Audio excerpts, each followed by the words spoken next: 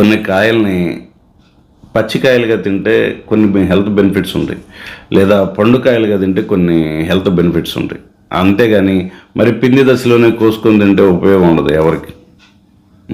అలాగే ప్రతి పనికి కూడా పిందె, కాయ, పండు అనే 3 దశలు ఉంటాయి. పని బిగించేయగానే అది పిండి దశలో ఉన్నప్పుడే దాన్ని వదిలేసి వెళ్ళిపోకూడదు. అది కాయ దశలోనో పండు దశలోనో మంచి ఫలితాలను ఇస్తుంది ఆ పని. అది స్టాక్ మార్కెట్లో అయినా అంతే. అది దాన్ని యారకుమి కసుగాయలు పిందెలుగా ఉన్నప్పుడే కోసుకొని తినటం వల్ల ప్రయోజనం ఉండదు. దూరకమి బంధుజనుల దోషము సుమ్మి. మీ బంధువుల్లో కనుక ఇద్దరు కొట్లాడుకుని ఉంటే, అవతల బంధువే యువతల బంధువే, అప్పుడు నువ్వు మధ్యలో దూరకూడదు. దూరి ఎవరిది తప్పో జడ్జిమెంట్ అసలు ఇవ్వకూడదు. ఈ పని నీకు ఇంకో రోజు ఇబ్బంది పెట్టిద్ది తిరిగి వచ్చి. మేరకుమే గురువుల ఆజ్ఞ మేదిని సుమతి. పెద్దల ఆజ్ఞ లేదా గురువు లాంటి వారి ఆజ్ఞ నువ్వు మేరకు.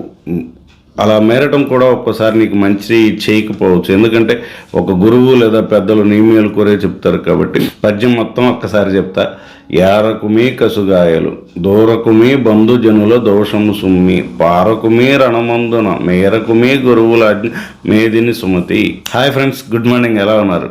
రెగ్యులర్గా మన ఛానల్ చూస్తున్నందుకు చాలా థ్యాంక్స్. మన ఛానల్ని ఇంకా సబ్స్క్రైబ్ చేసుకోకపోతే సబ్స్క్రైబ్, ఫాలో చేయండి. Thanks for watching. Have a great day.